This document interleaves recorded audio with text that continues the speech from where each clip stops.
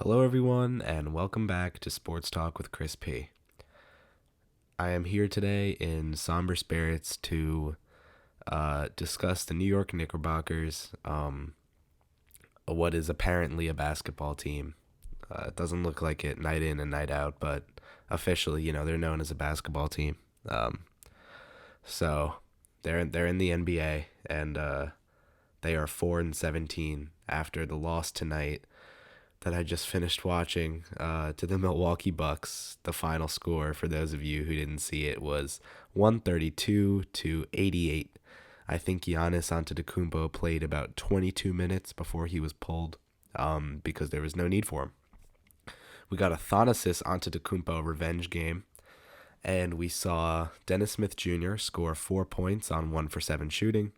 RJ Barrett score 2 points on 0 for 9 shooting, and Kevin Knox score 5 points on 1 for 9 shooting to cap off a 7-game losing streak, which will, likely continue, but as of now, it's at 7. And, we lose by 44 points. I'm going to revisit the video I did after the first 10 games of the Knicks season. This is kind of a follow-up, is what I mean. At that point, we had won, was it 2 out of our first 10 games? And, now we're 4-17, so that's 4 out of 21 games. And I'm gonna start with coaching here, and I said that there was no reason to fire Fizdale. We should give him a full season because firing him won't help anything. And from what I'm seeing now, I still believe that to an extent, but it's looking like at times, there are times where I look at the game and I'm like, a replacement level coach could make the adjustments that everyone sees as necessary that are just not happening. Julius Randle ISOs on Giannis are not what any NBA head coach should be telling their team to do. There's no way, if I am the head coach of the New York Knicks, that I am telling my number one option, Julius Randle, to take it right to Giannis at the rim. That's just not, it doesn't work like that. You don't do that. Man, the Knicks are terrible, and we knew it was we knew it was gonna be bad this year, but we thought there would be bright spots. And RJ Barrett is a bright spot. Kevin Knox is not that good, but he's better, I think, than last year, and he's showing flashes at least. Frank Ntilikina, I think, is the second most important player on the team behind Marcus Morris. Marcus Morris on a 1-year deal being the most important player on the team is something that should not be true, but especially for a rebuilding team, with guys like RJ, Mitch Robinson, Dennis Smith Jr., Frank, Kev, Dame Dot, all these young players, Trier, and the guy on a 1-year deal is our most important player. The second most important player on the team, Frank, which I think is not debatable at this point, his defensive impact is so apparent when we don't have him especially. But even when we just have to sub him out during games and bring in Dennis, you can see there's a difference in the quality of defense. If our current front office had it their way, Frank would not be on this team. So that kind of gives an idea of the direction or lack of one of the squad. And it comes down to this. And I said I would address coaching, and now I'll get into it here. When you take a team led by a rookie, Kevin Knox, Noah Vonleh, and Emmanuel Mudiay, and you replace, you add to the team Marcus Morris, Julius Randle, Bobby Portis, Wayne Ellington, Taj Gibson, Reggie Bullock, who is yet to play, but we know he's going to have literally no impact on the. They're like, we're not going to win more games because Reggie Bullock is active. Did I miss someone? Just all the offseason signings. It was about $70 million we spent this summer. When you add that much talent, because it's undeniable that we added talent as a team. We did add talent. We are more talented this year than last year, especially because of RJ Barrett. Third overall pick, you would hope that makes the team better.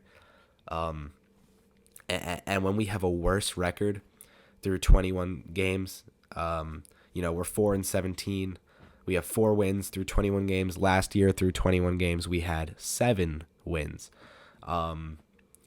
ignoring stuff like difficulty of schedule, which, our schedule has not been hard up to this point. We've had like a below league average schedule difficulty. It has to come down to coaching, because you add talent to a team, a significant amount of talent in relation to how much we had last year. And not to mention that, this happens league wide, but the guys who we had last year that we have this year have improved. You would hope that after a full offseason, their first ever NBA offseason after having played a full season, that guys like Kev and Mitch would be better at basketball, and I think they are. You would think that the team would look better. And advanced statistics and everything like that shows that we're just worse as a team. The eye test shows that we're worse as a team. We are criminally misusing Julius Randle. That falls on coaching. The effort out there just looks non-existent at times. That also has to fall on coaching. And like running ISOs through Randle and Morris. Like, Morris is a bucket getter, and he's been really hot from three. I'll give him that. But the plays where he just hijacks a possession and winds up with a fading deep two when there's 19 seconds left on the shot clock, it's like that can't be happening. And Randle does the same thing. It's not basketball. It's like watching 5 one-on-one games happen at a park at the same time, except they're sharing one ball. That's what watching the New York Knicks is like this year. And, this video is quite negative so far, but there's literally only negative things to say about this team, because as a team that should be focusing on rebuilding, that should be focusing on going out of its way to play young players, to get them involved, and whether that means sacrificing wins to do so, no matter what it means, for the team to not actually be doing that is just painful to see. Because what's the point of what we're doing right now? We're not advancing the development of our young players, and we've given the keys to the team to guys who are not going to be on this squad after next season, except for Julius Randle, who will be on this squad for 2 more seasons, maybe 3. I don't want to watch it anymore. I wanted to turn the game off tonight so badly. It's just tough. It's tough, and I can sit here forever and I can talk about all of the woes of this squad, and I won't waste my own and everyone else's time by doing so. But I will say that the point of this video is for me to, rant and vent a little bit, which I've done enough of, I think. But it's to get a course of action out there that no one important will hear in the Knicks organization, but just so I can get it straight in my head, and so I can hopefully, get some responses, talk to people about what they think should happen. Here's what I think should happen. I think Steve Mills needs to go. I think David Fizdale needs to go. I think Wayne Ellington needs to stop getting minutes over Damian Dotson and Alonzo Trier. I think Bobby Portis needs to be getting less minutes, because he's not good either. God help us when Reggie Bullock comes back and Fizz buries Dot and Trier behind Wayne and Bullock. Oh boy. That's it. I think Fizz has to go. Bring me Becky Hammond, bring me Udoka, bring me Dave Yeager in the offseason, someone like that.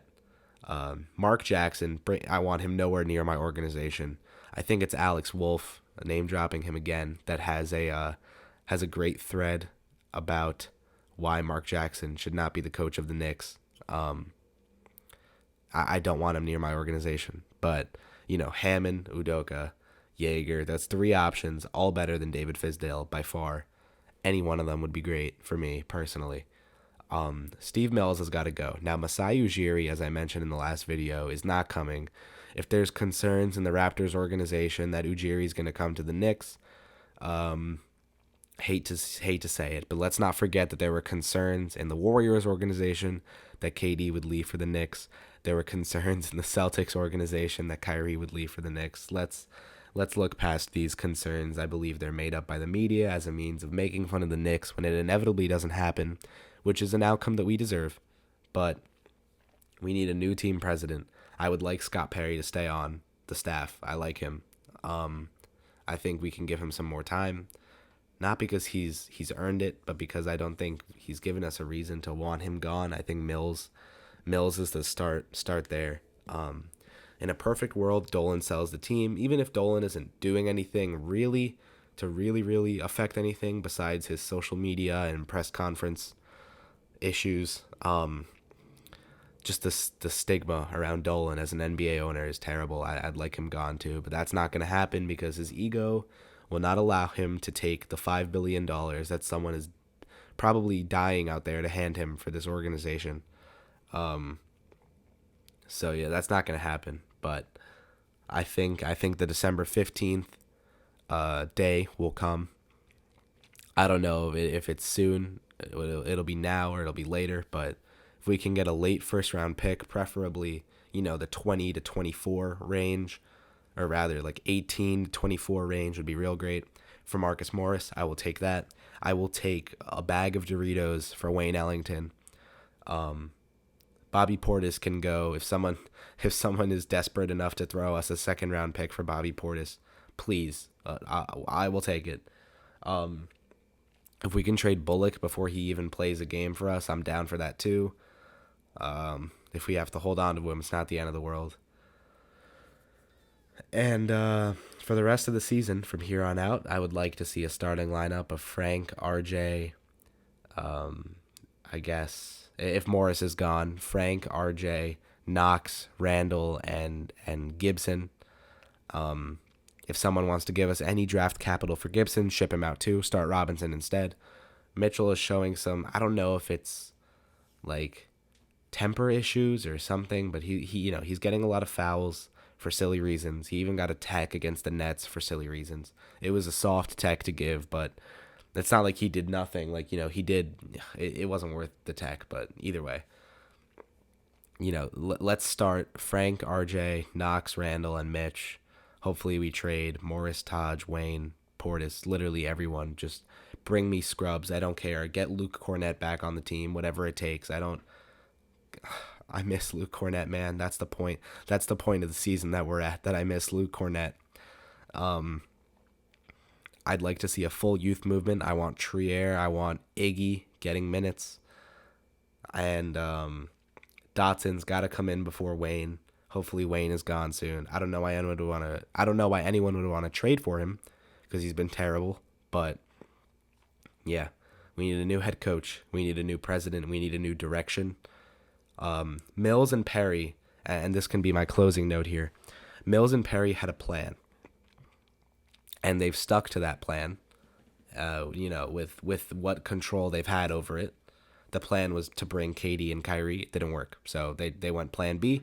That's still their plan. They had that roster built, obviously, because they made the signings pretty quickly.